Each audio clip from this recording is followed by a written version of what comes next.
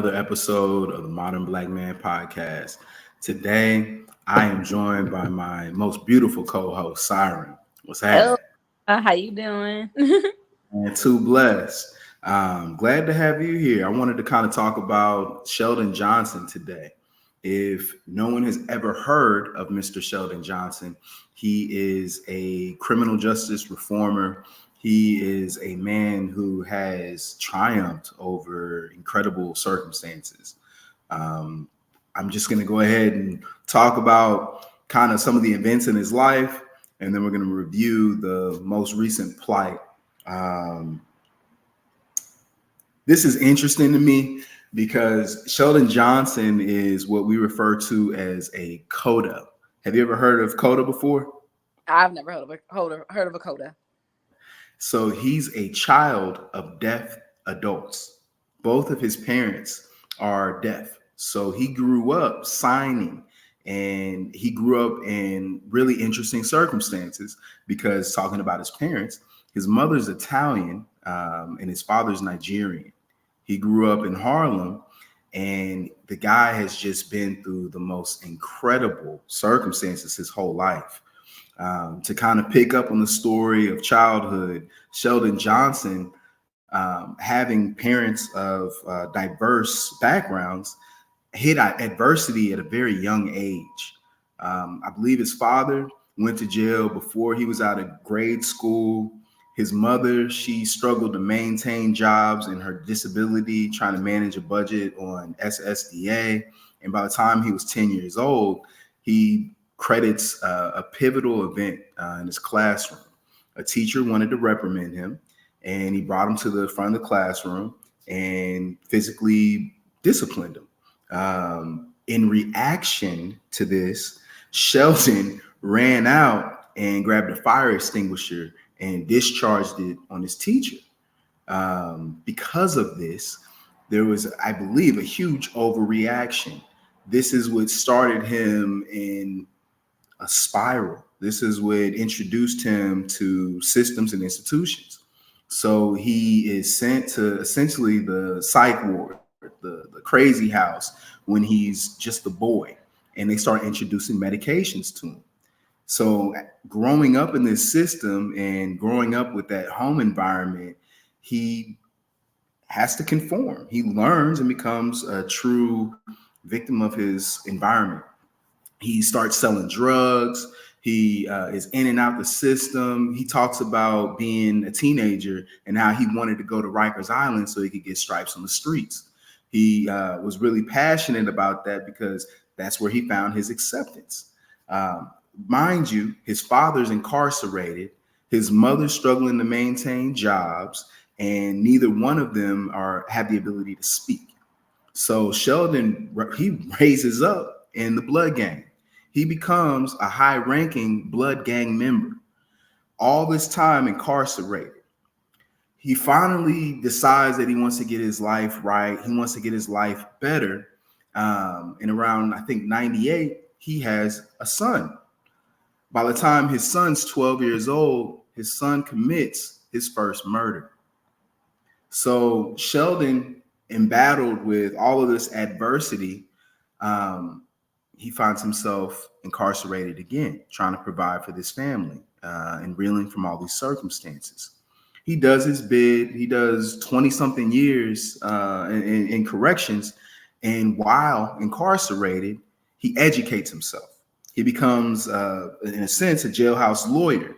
He hangs out in the law libraries. He learns the letter of the law. He betters himself. He gets an associate's degree from Cornell.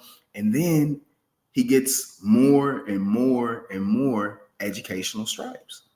Finally, coming out of incarceration and into the real world.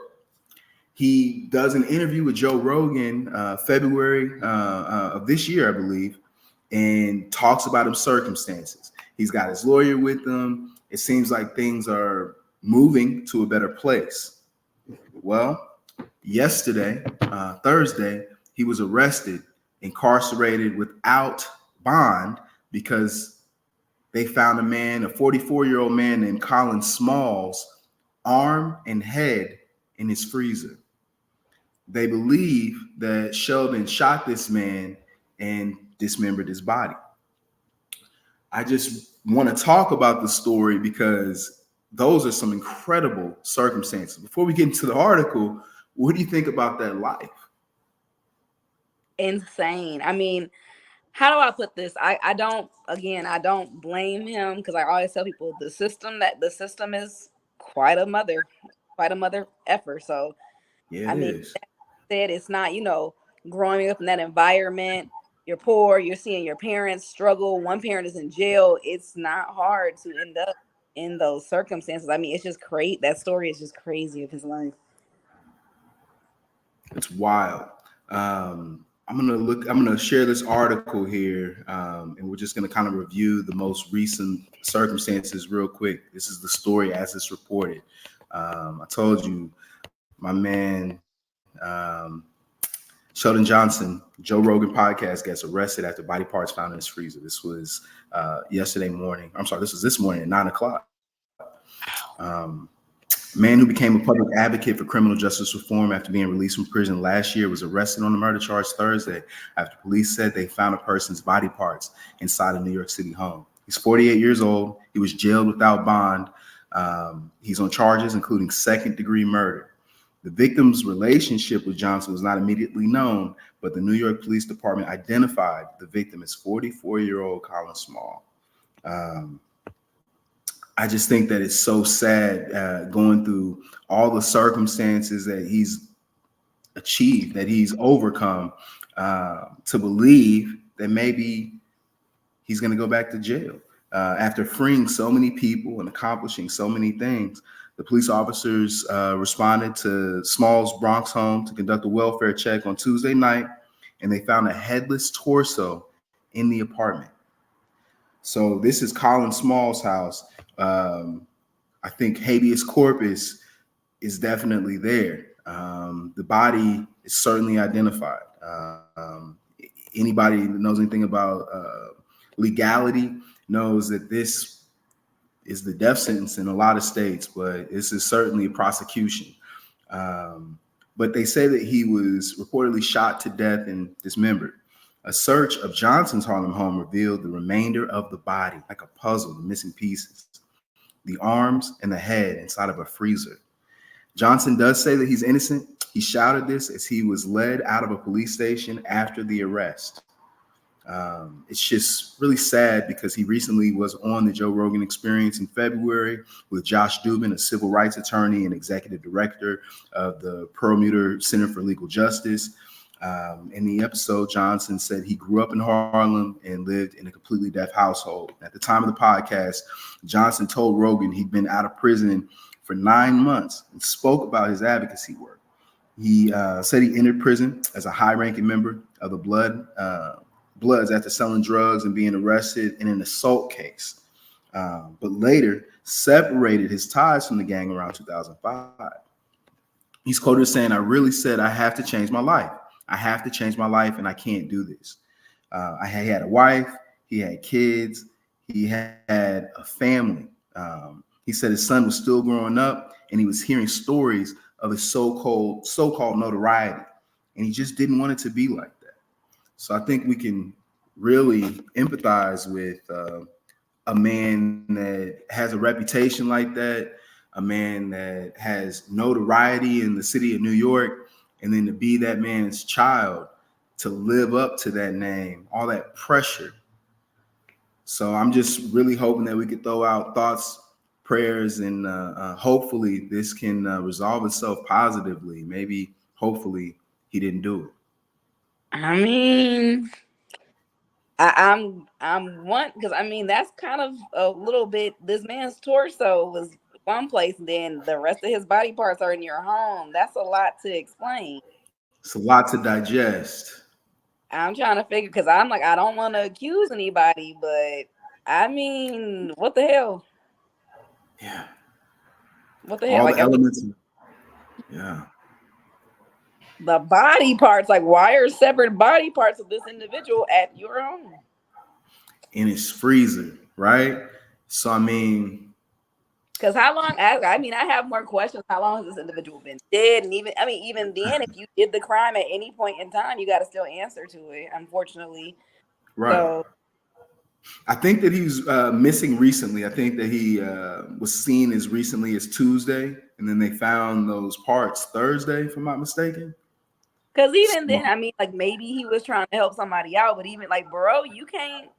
If you living up that life, you got to give up that life. And I mean, I get it. It is hard to give up life that you have been living for so many years, but I mean, he has. I say it, he has some damn involvement because body parts in your house severed. it's damning. It's damning. And the relationship, they say, is a little questionable. There's some loose ends there, but literally everything but the smoking gun, I think, has been found. They found the head, they found arm, and they've matched it to the victim. So he's an experienced jailhouse lawyer. He's freed a lot of people. I hope that facing these circumstances, he can free himself, or he can prove to the general public he is truly innocent. I certainly don't want to think this is like a movie where he's trying to make some big point about the criminal justice system, but I do have inclinations to think that sometimes. Ooh, we just gonna have to wait and see how this comes out because yeah, this is insane. This is Yeah, it's a wild one. I just wanted to share that one, and everybody, if you have thoughts and prayers to spare, please let's bring this brother home if he's innocent, or let's let justice prevail for the family of Colin Small. yeah. If this is not true, I do have lots of positive words for Sheldon Johnson or about Sheldon Johnson, but I also believe in justice. Oh yeah, prayers for everybody, especially to the, I mean, regardless of what happened to the victim's family, and of course that the victim is at peace, because that's wow. Yeah. Very Don't want to disturbing. wish this on anyone. Not at all. That's disturbing. Wow. Don't forget to visit themodernblackman.com. Check out the podcast, and please subscribe to the YouTube channel. Till the next episode. Peace. Peace.